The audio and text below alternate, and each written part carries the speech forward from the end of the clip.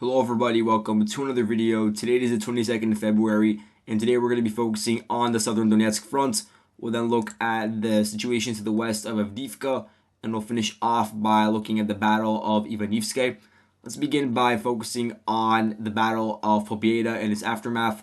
So on the 21st of February, yesterday, I made a video talking about the Russian capture of the village and its local significance. So if you're interested in that, you could click on that video. But today, we're going to look at a report from Deep State, which was released on the 21st of February. They claimed that the Russians were able to improve their positions to the south of Heorhiivka, specifically around these fields and this particular road that I'm marking in red over here, which means the Russian forces were able to advance several hundred meters westwards from their positions in Marinka, and the Ukrainian forces, which are mainly comprised of platoons from the 46th and 79th Air Assault brigades, were forced to move their forces towards the central part of Heorhiivka around this warehouse area and around the tree lines to the south, where they don't really have many prepared fortifications, but this is where they are being forced to hold their new line of defense.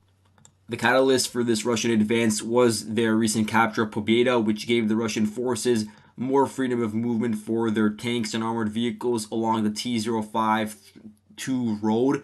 And the reason why the Russian forces would even want to attack in this direction is to strengthen their southern flank as they try to put an emphasis on their attacks in Heorhiivka, which originate from Marinka. So as you can see on the map in the red rectangle, that is the Russian spearhead that is really composed of one particular attack vector that is occurring along the northern road of Heorhiivka. And so you can see it is a bit of a salient, which isn't protected as much on the flanks. And that's why the Russian forces do want to try to strengthen the southern flank by getting positions along the highway and along some of the former Ukrainian positions located to the south. And so now the Ukrainians have been forced to draw westwards towards a more stable line that gives the Russian forces additional leeway to expand through the gray zone. As you can see on the map, one of Russia's overarching goals for this section of the front line is the capture of the village of Krasnohorivka, which at the moment serves as a Ukrainian command and supply hub. So a lot of the roads, they branch out from this village towards the front line along Donetsk City axis and then further south around Vuhledar. It's also an area where they've had a lot of their artillery batteries stationed that fired towards the Russian front line in Donetsk. And so it is a very important village on a local level. And right now it is about 10 kilometers away from the front line, I believe, about 12. And the way to reach it would be along the road that connects from Marinka to Heorhiivka and then all the way to the pond. And so that's some of the rationale behind the Russian forces putting their resources over here. But a big reason why they've been unable to develop their offensive activities over here and penetrate deeper into the Ukrainian lines is, of course, the fortifications that they've built over the past 10 years, but also because of the Ukrainian presence in the city, or you could say town, of Krasnohorivka. So Krasnohorivka, it's a town that's been holding strong since the beginning of the war for the Ukrainians. It is really close to the line of contact with the Russian forces in Donetsk, but nonetheless, they do have very, very favorable positions because, as you can see in the town, there are large sections filled with high-rise apartment buildings and industrial facilities, which make for great cover for the Ukrainian defenders. And so despite the fact that you've had very heavy shelling recently by the Russian two units, specifically the 238th Artillery Brigade and the 381st Artillery Regiment, which have targeted a lot of these high rises, sometimes with guided artillery targeting specific targets, such as in this video where the 238th shelled a Ukrainian troop concentration which was allegedly launching drones. You've also had instances of Russian ATGM attacks from pretty long range, sniper attacks, and drones targeting some of these high rises. So there has been a large Russian bombardment, of course, of these Ukrainian positions from some of the heights that Russia controls, because again, if you look at the elevation map, you'll see that the Russians are generally located on a ridge that overlooks the current Ukrainian positions in valleys. For instance, the valley on which Heorhiivka and the areas to the west of it are located on, and that also extends to the Ukrainian positions in Nevelske and Krasnohorivka.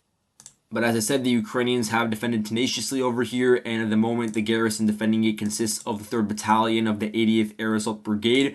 They have a lot of fortifications on the eastern flank over here, so any head-on assault is extremely costly. And even when there have been advances, for instance, along this rail line, you can measure them in the tens of meters. That's how minuscule they've been. Where you see less defenses is to the south, where the Russian forces launch their spearhead past Marinka in the first place. And so, for instance, there's been some fighting along this industrial facility. For a while, there's been a back and forth between the 80th Brigade and the Russian forces in this region. But for the most part, the Ukrainians have held strong and prevented further Russian advances. And the reason why they even want to hold on to this region is because it gives them this forward node that, first of all, is on the northern flank of this Russian salient that they're developing at the moment. So it does give them an opportunity to attack that salient and try to prevent it from penetrating deeper into the Ukrainian lines.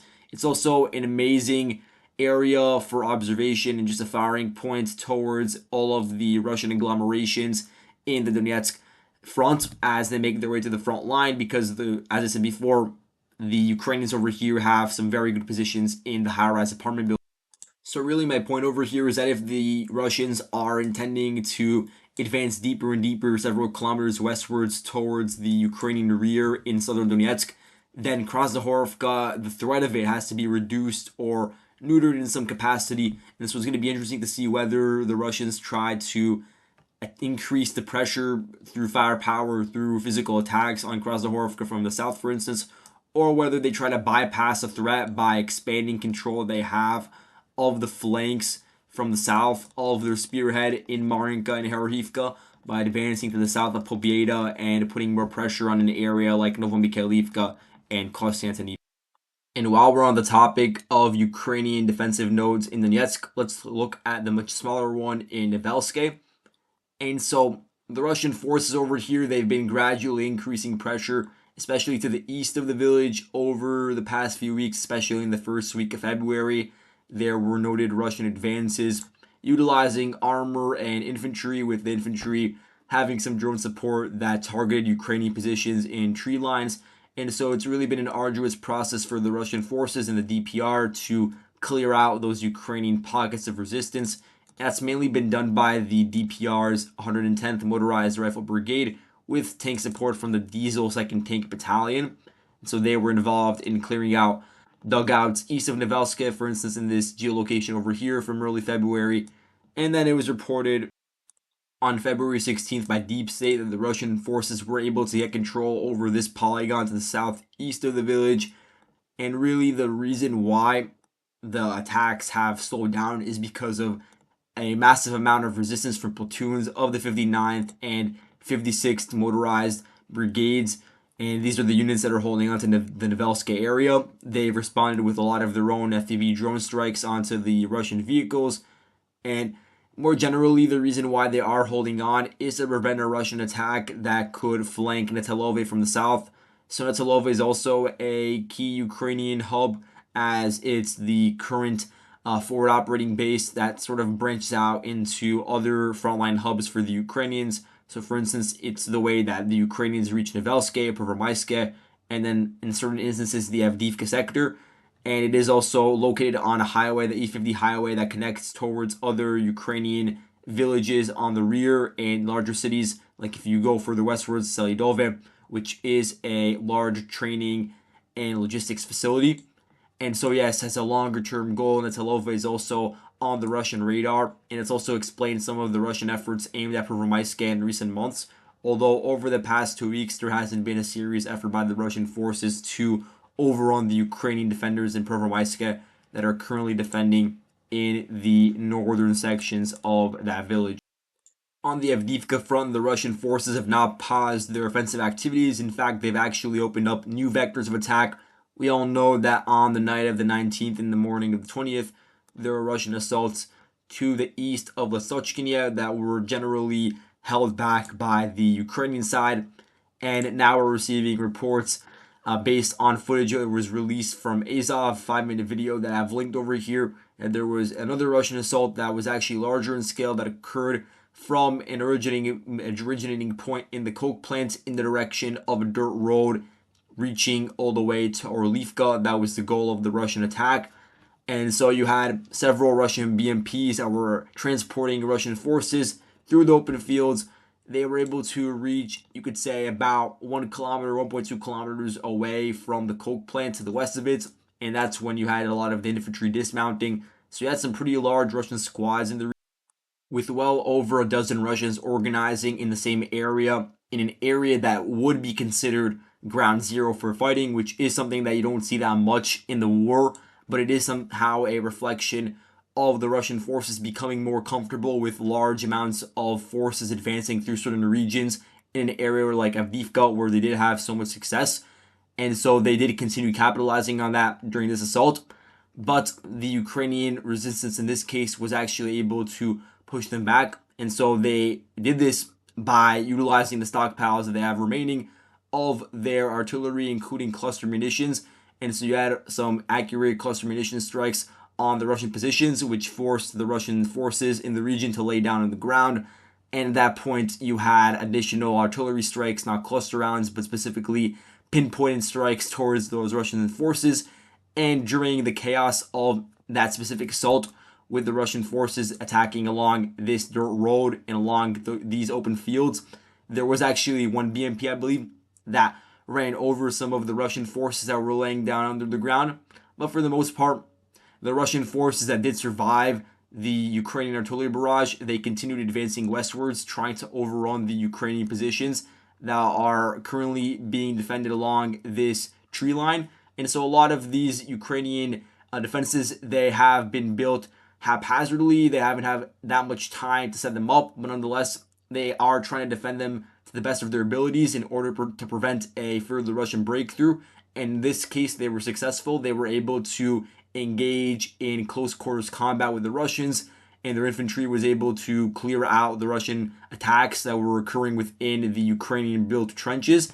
And this was done with the support of accurate artillery, but also with drones that were dropping grenades onto the Russian forces, and that was being done by the Shershin drone unit of the 3rd Azov Brigade.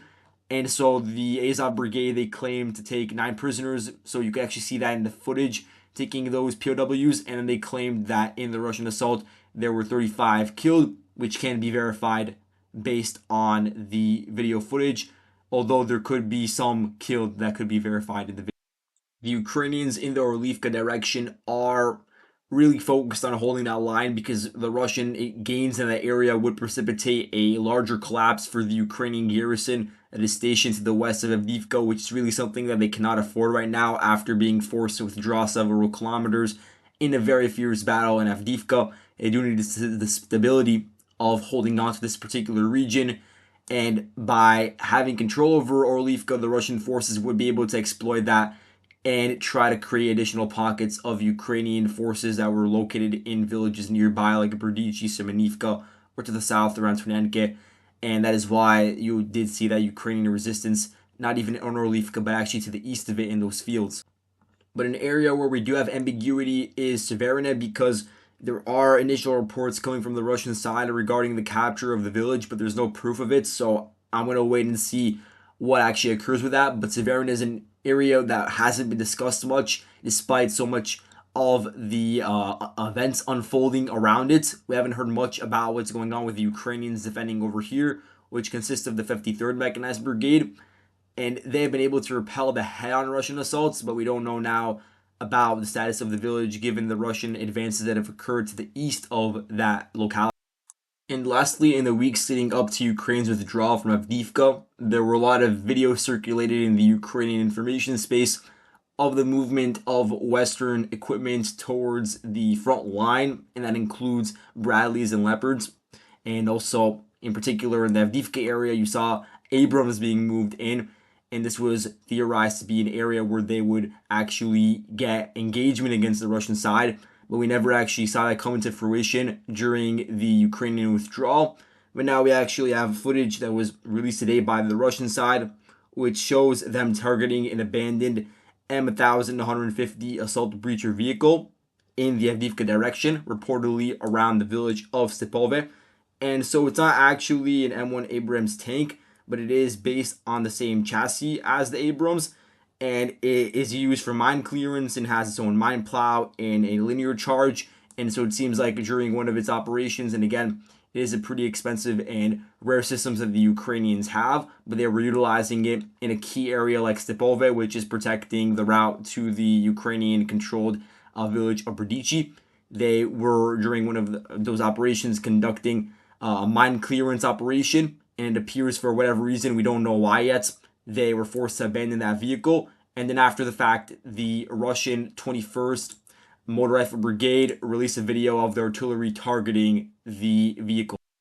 And lastly, let's look at the situation around Ivanivske. We'll begin by turning the clock back to February 9th, when the Russian forces had developed their first breakthrough and were able to take over full control of the Avdiivka area, which includes a local cemetery. And so the front line looked something like this, with the Russian forces getting a foothold within some of the forested areas to the south of the cemetery. Then by the 11th, the Russian forces capitalized on these gains and made their way all the way to the south, with the front line looking something like this, with this specific force line separating the Russian and Ukrainian sides. And then by the 18th, this was the most recent advance recorded, and this was an advance by the Russian forces, specifically the 98th VDV Division, from their positions within Bakhmut directly to the southwest, attacking along this particular direction. The Russian forces were able to advance, if you measure it out. We'll do that right now. Advance about 1.1 kilometer, you could say, southwest through the valley, through the ditches on which this position is located, and they were able to flank Ivanivske not just from the north, which you could see clearly on the map, but also from the east, closing in on it, gaining a foothold past some of the final ditches, some of the final hastily dug trenches that the Ukrainians may have set up in the build-up to this Russian advance. And by doing so, the Russian forces now have a foothold on the outskirts of Ivanivske. It's now being reported by Russian sources that the Russian paratroopers have been able to set up their first positions within several dozen houses, although this is still unconfirmed. And in recent days, we've seen videos released by the 98th Division of strikes that include drone strikes and TOS-1A shelling of the Ukrainian formations in Ivanivske. We've also seen some of that occurring in the regions around Avdiivka, like in this video over here of the Russian positions, or Russian forces shelling the Ukrainian side. And the Ukrainians themselves have not been sitting idly by during this period. You have the 42nd Mechanized Brigade, a unit that was stationed along the Crimea front, that was moved to reinforce the area to the west of Bakhmut. And so they released their own footage showing targeted strikes on 2 Russian BMD-2s that were making their way from Krasnohorivka likely to the front line around Ivanivske. And so a big issue for this garrison over here for the Ukrainians that are holding on is, first of all, the fact that Ivanivske is located on a valley that's being enveloped from 3 sides, or not 3, but really from 2 main axes. And another big issue is the mismatch in firepower. We haven't really seen the Ukrainian artillery acting over here, but recently Russian shelling has been at heightened state. And there's also an acute lack of well-prepared fortifications for the Ukrainians on the outskirts of Ivanivske. There is perhaps one well-known line of defense that the Ukrainians have built to the north of Ivanivske, and then there's a lot of lesser-known ditches that were dug directly to the east of Ivanivske. And a lot of this is due to the Ukrainians simply not preparing for a protracted defense in these particular axes, as opposed to other areas further to the north where the Ukrainians actually did prepare defenses. And also some of it is due to the weather conditions, some of it is due to the local geography associated with these ditches and valleys where the Ivanivske region is located. But either way, the Russians are taking advantage of that and advancing through these directions. And so that's all I have for today. Thank you guys so much for watching, and I'll see you guys in the next video. Goodbye.